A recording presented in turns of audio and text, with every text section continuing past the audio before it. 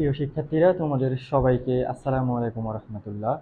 আজকে তোমাদের চেঞ্জিং সেন্টেন্সের ভয়েস চেঞ্জ অফ ইন্টারোগেটিভ সেন্টেন্সের আলোচনায় তোমাদের সবাইকে ওয়েলকাম করছি।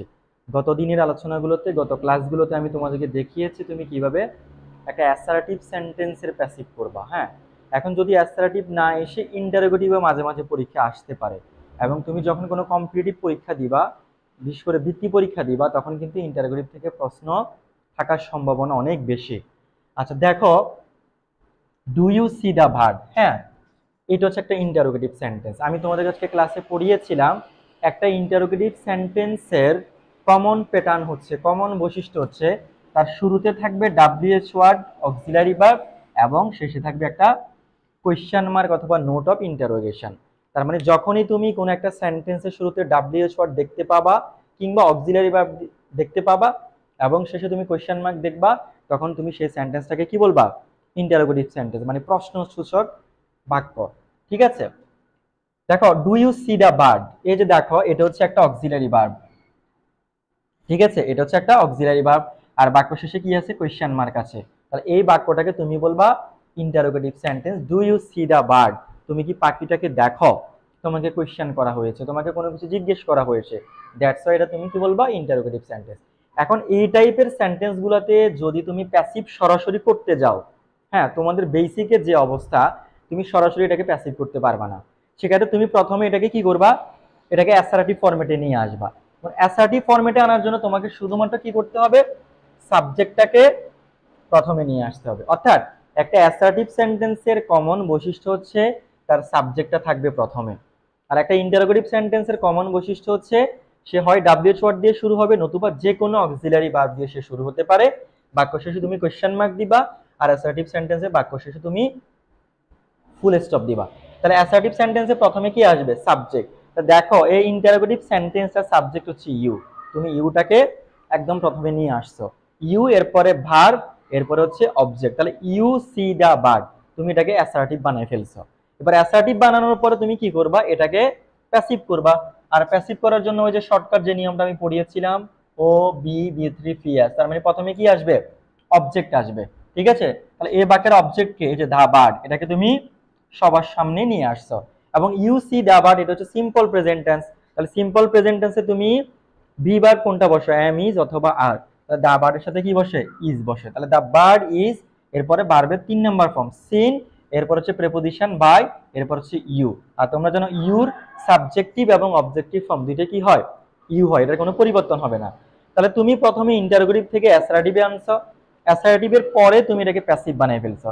এবার তুমি কি করবা? এবার করবো হচ্ছে প্যাসিভ ইন্টারোগেটিভ। যেহেতু তোমার বাক্যটা ইন্টারোগেটিভে দেওয়া, প্যাসিভ করার সময় এটাকে প্যাসিভ ইন্টারোগেটিভ করতে হবে। ঠিক আছে, তাহলে আমরা বলেছিলাম যে একটা ইন্টারোগেটিভ সেন্টেন্সের প্রথমে হয় ডাব্লিউএইচ ওয়ার্ড থাকবে, নতুবা অক্সিলারি ভার্ব থাকবে। দেখো এখানে ইজ আছে, ইজ হচ্ছে একটা বি ভার্ব, এটা হচ্ছে অক্সিলারি ভার্বের অন্তর্ভুক্ত। তাহলে তুমি এটাকে প্রথমে একদম সামনে নিয়ে আসবা, ইজ। এরপরে আনবা সাবজেক্ট, ইজ দা বার্ড, হ্যাঁ, সিন বাই ইউ।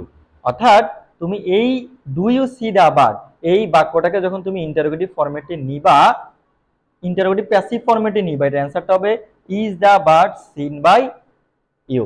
ঠিক আছে, এবার দেখো did you see the man. হ্যাঁ, তাহলে এ দেখো এটাও শুরু হচ্ছে অক্সিলারি ভার্ব দিয়ে, বাক্য শেষে কোয়েশ্চেন মার্ক আছে, তুমি এটাকে কি বলবা? Interrogative sentence.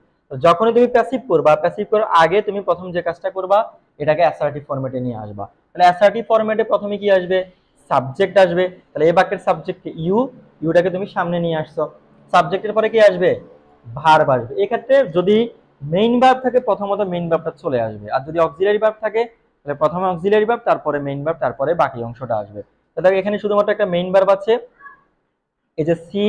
এখন তুমি বলতে পারো স্যার এখানে আপনি স কেন নিয়েছেন? এই যে স নিয়েছে ডিড, এটা এটা বসে যখন ভার্বের ফার্স্ট ফর্ম থাকে, ডিডটা বসে যখন ভার্বের ফার্স্ট ফর্ম থাকে। যেহেতু এখানে ডিড আছে, তোমাকে এখানে স নিতে হবে, তুমি এখানে সি নিতে পারবা না। ঠিক আছে, তাহলে ইউ স দা ম্যান। হ্যাঁ, তাহলে তুমি এটাকে এবার আগের নিয়মে তুমি প্যাসিভ করে ফেলো, এই অবজেক্টটাকে সাবজেক্ট বানাও দা ম্যান। এখন যেহেতু এখানে ভার্বের 2 নাম্বার ফর্ম আছে, তার মানে ফার্স্ট ফর্ম, তাহলে ফার্স্ট ফর্ম হলে তোমাকে ওয়াজ অথবা কি থেকে নিতে হবে? ওয়ার থেকে। হ্যাঁ, তাহলে দা ম্যান যেহেতু থার্ড পারসন সিঙ্গুলার, এজন্য তুমি কি নিবা? ওয়াজ নিবা। দা ম্যান ওয়াজ, এরপরে ভার্বের 3 নাম্বার ফর্ম, এরপরে ভাই, এরপরে ইউ, জায়গায় ইউ, কারণ এটা সাবজেক্টিভ এবং অবজেক্টিভ ফর্ম একই। এবার তুমি প্যাসিভ করছো, এবার করবো হচ্ছে প্যাসিভ ইন্টারোগেটিভ। তাহলে প্যাসিভ ইন্টারোগেটিভ করার সময় তোমার প্রথম কাজ হচ্ছে অক্সিলারি ভার্বটাকে সামনে নিয়ে আসা। এই যে তুমি সামনে নিয়ে আসছো ওয়াজ, এরপর দেখো ওয়াজ দ্য ম্যান, ভার্বের 3 নম্বর form by you, was the man seen by you. অর্থাৎ এই বাক্যটাকে যখন তুমি প্যাসিভ করবা, প্যাসিভ ইন্টারোগেটিভ করবা, এর অ্যান্সারটা হবে was the man seen by you. এরপর দেখো হ্যাজ হি ডান ইট, এই যে অক্সিলারি ভার্ব আছে, কোশ্চেন মার্ক আছে, তার মানে ইন্টারোগেটিভ সেন্টেন্স, তুমি অ্যাসার্টিভ ফরম্যাটে নিয়ে যাবা। তাহলে অ্যাসার্টিভ ফরম্যাটে প্রথমে কি আসবে? সাবজেক্ট, এরপর দেখো অক্সিলারি ভার্ব, মেইন ভার্ব, এরপর হচ্ছে আদার্স। তাহলে হি হ্যাজ ডান ইট, এটাকে তুমি প্রথমে অ্যাসার্টিভ ফরম্যাটে নিয়ে আসছো, এরপরে তুমি প্যাসিভ করবা। হ্যাঁ, তো প্যাসিভ করার জন্য প্রথমে অবজেক্টটাকে সাবজেক্ট বানাবা, এই যে অবজেক্টটাকে আমি সাবজেক্ট বানাইছি, আর ইট এর সাবজেক্টিভ এবং অবজেক্টিভ ফর্ম দুইটাই কি একই। তাহলে ইট হ্যাজ, আর এই যে বিন, তোমরা জানো প্রেজেন্ট পারফেক্ট, তুমি যখনই প্রেজেন্ট পারফেক্টের প্যাসিভ করবা তখন তোমাকে কি আনতে হবে? বিন আনতে হবে। অর্থাৎ সিম্পল প্রেজেন্টে যেরকম এম ইজার আসে, সিম্পল ফার্স্টে ওয়াজ ওয়্যার আসে, সেরকম প্রেজেন্ট পারফেক্টে তোমাকে কি আনতে হয়? বিন আনতে হয়। তাহলে ইট হ্যাজ বিন, এরপরে ভার্বের 3 নম্বর ফর্ম বাই হিম। এই যে দেখো হি, এটার অবজেক্টিভ ফর্ম হচ্ছে কি? হিম। তাহলে এখন তুমি এটাকে কি করবা? প্যাসিভ ইন্টারোগেটিভ করবা। তাহলে যখনই ইন্টারোগেটিভ করবা প্রথমে আসবে অক্সিলারি ভার্ব, তাহলে হ্যাজ, এরপরে সাবজেক্ট, হ্যাজ ইট বিন, ভার্বের 3 নম্বর ফর্ম বাই হিম, এবং তোমাকে একটা কি দিতে হবে? কোশ্চেন মার্ক দিতে হবে। আজকের আলোচনাটা তোমাদের কাছে একটু কঠিন বা জটিল মনে হতে পারে, কারণ তোমরা সাধারণত অ্যাসার্টিভ সেন্টেন্সের প্যাসিভ করতে করতে অভ্যস্ত, কিন্তু মাঝে মাঝে তুমি পরীক্ষা দেখবা যে ইন্টারোগেটিভ থেকেও তোমার পরীক্ষায় কোশ্চেন আসে। বিশেষ করে যারা বৃত্তি পরীক্ষা দিবা তাদের জন্য এই আলোচনাটা খুবই খুবই গুরুত্বপূর্ণ। সো তোমার যদি ডিরেক্ট ইন্টারোগেটিভ থেকে প্যাসিভ করতে প্রবলেম হয়, সেক্ষেত্রে তুমি বাক্যটাকে প্রথমে অ্যাসার্টিভ ফরম্যাটে নিয়ে যাবা। ঠিক আছে, অ্যাসার্টিভ ফরম্যাট থেকে তারপরে তুমি প্যাসিভ বানাবা, এরপরে তুমি প্যাসিভ ইন্টারোগেটিভ করবা, তাহলে তোমার জন্য করাটা একটু সহজ হবে। হ্যাঁ, সো আমি আমার জায়গা থেকে সর্বোচ্চ চেষ্টা করছি যে তোমরা যাতে বেসিকটা ধরতে পারো।